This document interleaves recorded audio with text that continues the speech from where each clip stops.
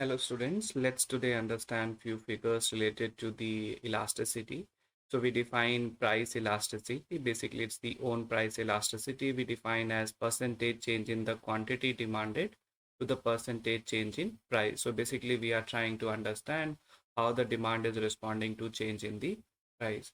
So let's look at this first figure. In the first figure, we can observe that the percentage change in price is equal to percentage change in quantity.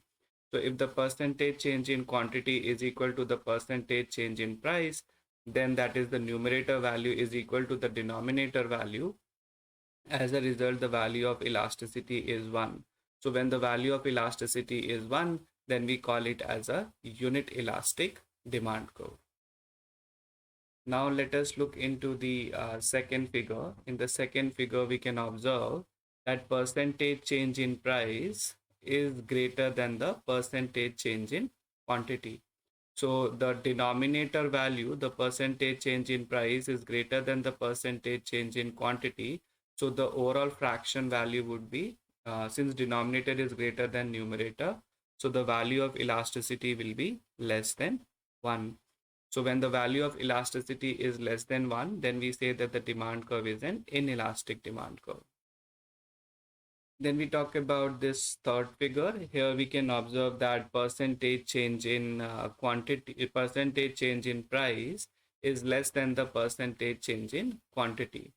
So if we look into the formula, the numerator expression is greater than the denominator expression. So that means that the value of elasticity is greater than 1. And when the value of elasticity is greater than 1, then we have elastic demand curve. Okay. Now let us discuss two extreme cases of the elastic demand curve, which is the perfect inelastic demand curve and the perfect elastic demand curve. So in case of the perfect inelastic demand curve, we can clearly observe that for any amount of change in price, the quantity demanded by the consumer remains unchanged. So that's why this demand curve is perfectly inelastic. So there is no response to change in quantity. So the numerator is 0. As a result, the value of elasticity is 0 for the perfectly inelastic demand curve. Then for perfectly elastic demand curve, we can see that for any change in the quantity, the price remains unchanged, right? So that's why this demand, the horizontal demand curve is called as a perfectly elastic demand curve, and the value of elasticity is infinity for the perfectly elastic demand curve.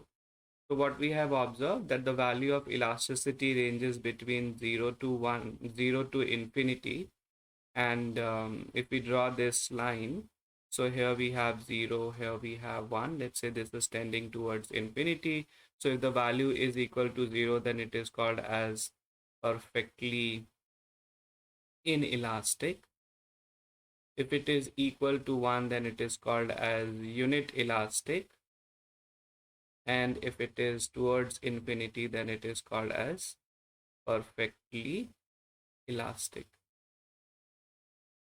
If it is in between 0 and 1, it will be called as inelastic.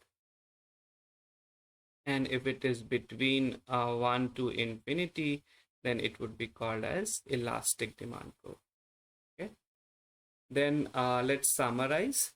So basically, if the percentage change in quantity is greater than percentage change in price, then the value of elasticity is greater than 1, and then we have a elastic demand curve. If the percentage change in quantity is less than percentage change in price, then we have the value is less than 1 and we have an inelastic demand curve.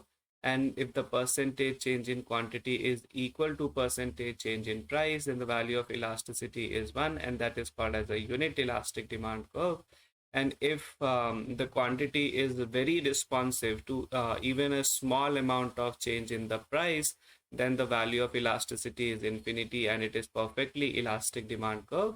And if the quantity demand does not respond to change in the price, that the quantity remains unchanged even for a large amount of change in price, then the demand curve is called as perfectly inelastic demand curve.